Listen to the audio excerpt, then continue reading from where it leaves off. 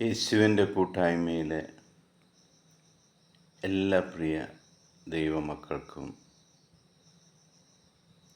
അനുഗ്രഹത്തിൻ്റെ ഒരു ദിവസം ആശംസിക്കുന്നു. ദൈവം നിങ്ങളുടെ പ്രാർത്ഥനയ്ക്ക് മറുപടി തരുന്നതിന്,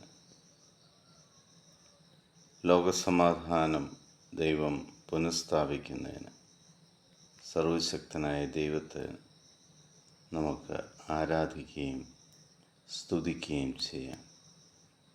ഇന്ന് നമ്മൾ ശ്രവിക്കുന്ന തിരുവചന ഭാഗം പ്രഭാഷകൻ്റെ പുസ്തകം 48-ാം അധ്യായം 20-ാം തിരുവചനം.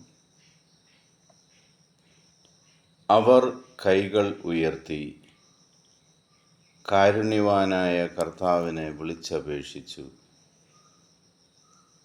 പരിശുദ്ധനായവൻ സ്വർഗത്തിൽ നിന്ന് അവരുടെ നിലവിളി തൽക്ഷണം ശ്രവിക്കുകയും യേശയ്യാ വഴി അവരെ രക്ഷിക്കുകയും ചെയ്തു.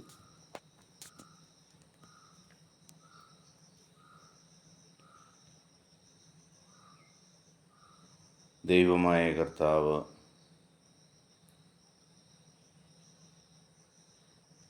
എപ്പോഴും ദൈവത്തിൻ്റെ മുന്നിൽ പ്രാർത്ഥനയോടെ നിലവിളിക്കുന്ന ഏതൊരുവിനെയും ശ്രവിക്കുകയും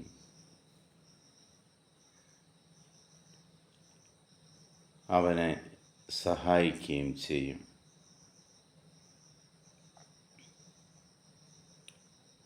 ദൈവം എൻ്റെ കൂടെയുണ്ട് എന്ന് ഉറച്ചു വിശ്വസിക്കുക. ആ ദൈവത്തിൻ്റെ മുന്നിൽ എളിമയോടെ ആയിരിക്കുക.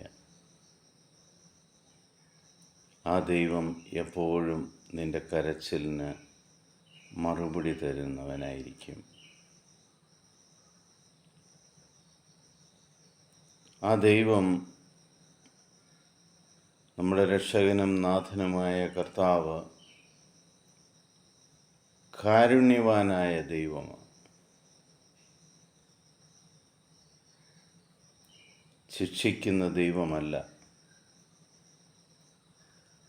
ശിക്ഷയും സഹനവും കൊണ്ടുവരുന്നത് ദൈവത്തിനെതിരെ നിൽക്കുന്ന തിന്മയാണെന്ന് എപ്പോഴും ഓർക്കുക. എന്നാൽ സ്നേഹനിധിയായ പിതാവിനെ പോലെ കാരുണ്യത്തോടെ തൻ്റെ മക്കളെ ചേർത്ത് പിടിക്കുന്ന കർത്താവാണ് നമ്മുടെ ദൈവം.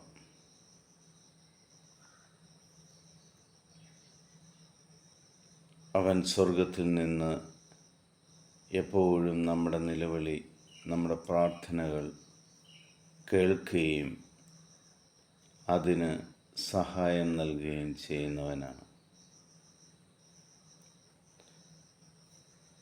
എൻ്റെ എല്ലാ ആവശ്യങ്ങളിലും ദൈവം എപ്പോഴും എന്നെ സഹായിക്കും.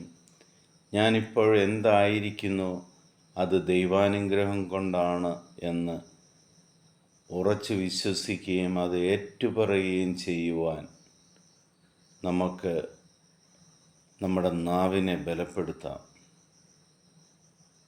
ഒന്നും എൻ്റെ കഴിവുകൊണ്ട് നേടിയതല്ല, എല്ലാം ദൈവം എനിക്ക് തന്നതാണ് എന്ന് നിങ്ങൾ പറയുമ്പോൾ ആ ദൈവത്തിന് സ്തുതികൾ അർപ്പിക്കുകയാണ്. ആ ദൈവത്തിൻ്റെ ശക്തിയെ നമ്മൾ ഘോഷിക്കുകയാണ്. പിതാവായ ദൈവത്തിൻ്റെയും പുത്രനായ യേശുക്രിസ്തുവിൻ്റെയും പരിശുദ്ധാത്മാവിൻ്റെ കൃപയും അനുഗ്രഹവും സമാധാനവും എപ്പോഴും നിങ്ങളെല്ലാവർക്കും ഉണ്ടായിരിക്കട്ടെ.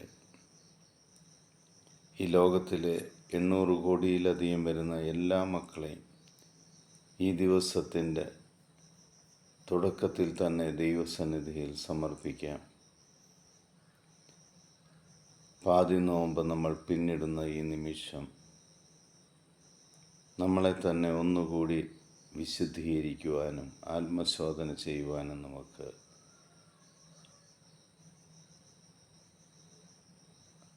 ഒരുങ്ങാം.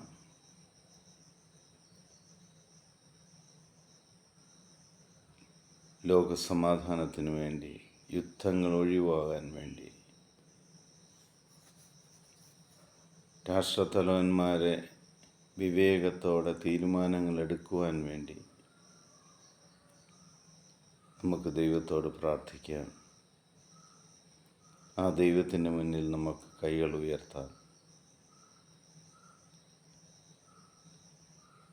നമ്മുടെ രക്ഷകനും നാഥനുമായ യേശു ക്രിസ്തുവിൻ്റെ സമാധാനത്തിൻ്റെ സന്ദേശം സന്തോഷത്തോടുകൂടി ഞാൻ നിങ്ങൾക്ക് കൈമാറുന്നു. ഈശോ മിശിഹായ്ക്ക് സ്തുതിയായിരിക്കട്ടെ.